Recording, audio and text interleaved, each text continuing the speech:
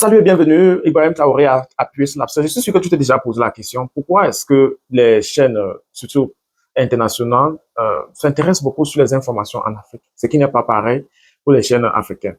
Eh bien, il y a une redevance que l'Afrique paye à toutes ces chaînes internationales-là. Et Ibrahim Traoré, lors de sa dernière sortie, s'est intéressé. Si c'est ta première ici, moi, c'est Meosiri. Je t'invite à liker, c'est très important. Ça nous permet de partager l'actualité africaine avec le reste du monde. Dans ce discours, donc, le capitaine Ibrahim Traoré eh bien, expose un mécanisme de dépendance profondément enraciné, bien au-delà de simple corruption administrative. Il relève qu'au moment de l'arbitrage budgétaire de 2024, il a découvert que presque chaque ministère et institution publique du Burkina Faso et par extension de la plupart des pays africains francophones disposaient donc d'une ligne budgétaire destinée au financement des médias étrangers tels que Jeune Afrique, Le Monde et Études Suite. Son ton hostile entre la stupeur et l'indignation face à un système où les États africains deviennent, sans en rendre compte, les bailleurs de fonds de leur propre discrédit. Eh bien, pour Traoré, cette situation dépasse le cadre d'une simple irrégularité comptable. Elle révèle la persistance d'une structure coloniale dissimulée au cœur même des institutions africaines. L'essence de son message réside dans la contradiction qui le met en lumière. Les pays africains économiquement fragiles continuent de transférer des ressources publiques à des médias étrangers qui, le plus souvent, véhiculent des récits dépréciatifs à leur égard lorsque déclarent que ces médias écrivent pour nous détruire. Ils dénoncent une réalité insidieuse, celle d'une colonisation douce où la domination s'exerce non plus par les armes, mais par des récits dépressifs à leur égard. Lorsqu'ils déclarent où la domination s'exerce non plus par les armes, mais par la dépendance culturelle, informelle et financière. Ainsi, le contribuable africain, à son insu, finance des campagnes médiatiques qui sapent l'image et la souveraineté de son propre pays. Traoré insiste sur le fait que ce phénomène dépasse les simples abonnements ou contrats de communication. Il révèle que certaines entreprises publiques, eh bien, euh, africaines détiennent même des parts dans ces médias étrangers. Autrement dit, des sociétés d'État censées soutenir le développement national ou la dite des sociétés ou la dite presse locale participe indirectement au renforcement des structures médiatiques étrangères dont les intérêts divergent radicalement des leurs. Ce qu'il décrit est un système d'extraction financière sophistiqué, déguisé sous le manque du partenariat. Pour Traoré, cette situation illustre comment les élites africaines ont été intégrées dans des réseaux qui perpétuent l'influence occidentale, non pas par la contrainte, mais par l'habitude et la dépendance institutionnelle. Le discours revêt également une portée idéologique majeure. Il s'inscrit dans la continuité de la ligne souverainiste et coloniale qui caractérise la gouvernance du capitaine Ibrahim Traoré depuis son arrivée au pouvoir. Selon lui, la lutte pour l'indépendance de l'Afrique est loin d'être terminée. Seules les formes de domination ont changé. Ce qu'il revendique, c'est une souveraineté informationnelle, c'est-à-dire la capacité des Africains à maîtriser leur propre récit, à décider comment ils sont représentés et refuser que d'autres racontent leur histoire à leur place. Pour Traoré, l'indépendance médiatique est aussi essentielle que l'indépendance économique ou militaire. La colonisation de l'esprit, nourrie par les discours et images imposées, demeure donc la forme la plus insidieuse et de la servitude. Sur le plan plus philosophique, son propos rejoint l'analyse de Michel Foucault, selon laquelle la domination moderne s'exerce moins par la contrainte directe que par le contrôle du savoir et du discours. En finançant des médias étrangers qui projettent une image négative des États africains, les puissances occidentales maintiennent l'idée d'une incapacité structurelle de l'Afrique, justifiant ainsi leurs ingérences continues. L'indignation de Traoré est donc à la fois morale et stratégique. Il appelle à mettre fin à cette logique où l'Afrique paye pour sa propre marginalisation. Supprimer ces lignes budgétaires devient dès lors un acte de libération nationale autant qu'une mesure de redressement économique. Politiquement, la portée de cette déclaration est considérable.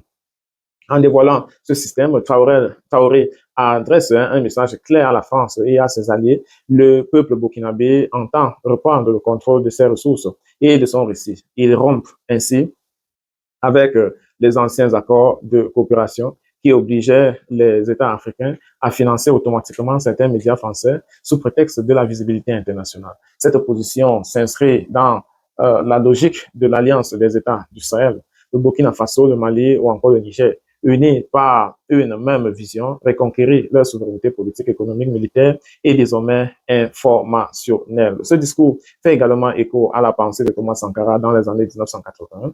Sankara avait déjà dénoncé la domination psychologique et culturelle de l'Occident sur l'Afrique, affirmant que la véritable révolution commence dans les consciences, en révélant que les budgets africains continuent d'alimenter les médias occidentaux. Traoré s'inscrit dans cette filiation sankariste adaptée à l'ère numérique et mondialisée, où la colonisation se perpétue à travers la maîtrise des récits et des flux d'informations. En définitive, le message de Traoré dépasse la simple dénonciation d'un scandale budgétaire. C'est une remise en cause du système global de dépendance. Il invite des Africains à examiner toutes les formes visibles ou invisibles de transferts économiques et symboliques qui nourrissent leur subordination. À partir d'une découverte comptable, il ouvre une réflexion politique majeure. Son mot d'ordre est clair et percutant.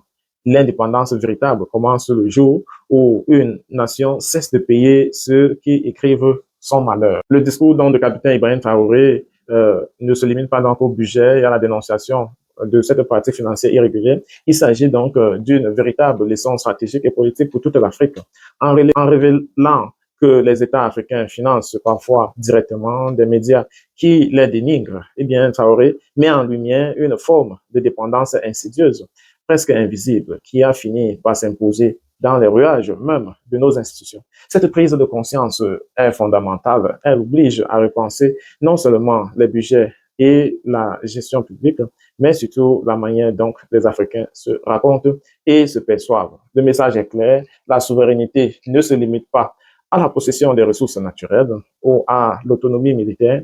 Elle englobe la maîtrise des informations, la capacité à définir soi-même son récit et ne pas laisser d'autres puissances dicter son image au monde. Traoré nous rappelle que la colonisation a changé de forme. Aujourd'hui, elle ne passe plus par des armes ni par des administrations directes, mais par le contrôle des flux culturels et informationnels, financiers, financer des médias étrangers qui écrivent notre déclin, c'est accepter volontairement ou non de participer à notre propre marginalisation. Son intervention a également une portée exemplaire pour les autres nations africaines. Elle invite à un sursaut collectif, interroger toutes les pratiques et habitudes qui perpétuent la dépendance, qu'elle soit économique, politique ou culturelle. Elle appelle à une réappropriation de notre destin, de nos institutions, de nos entreprises publiques et surtout de nos esprits, car la liberté réelle commence lorsque les peuples prennent le contrôle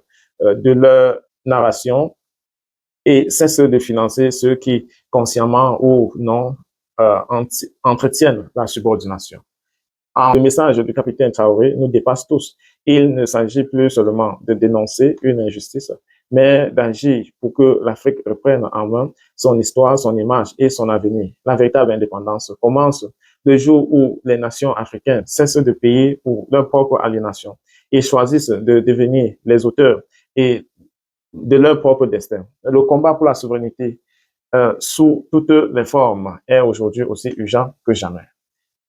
Alors, voilà que nous sommes arrivés à la fin de ce numéro. Que penses-tu de cet éveil? Est-ce qu'elle n'est pas connue des autres chefs d'État? Alors que le capitaine Ibrahim Traoré ouvre nos yeux, euh, avons-nous la capacité de réellement arrêter tous ces financements-là? Parce que la plupart de nos dirigeants, il faut souvent le relever, sont formés à l'extérieur. Et donc, ont cette mentalité de toujours, voilà, prendre ce qui vient ailleurs pour faire ce qui est normal chez nous. Et c'est cette colonisation culturelle à laquelle on échappe difficilement. Personnellement, j'ai des amis qui, en fait 2, 3 tours en Europe, reviennent, bien qu'ils ont la même peau, bien leur mentalité n'est plus la même. Comment lutter donc sur cette colonisation culturelle? Merci d'être toujours ici. À très bientôt.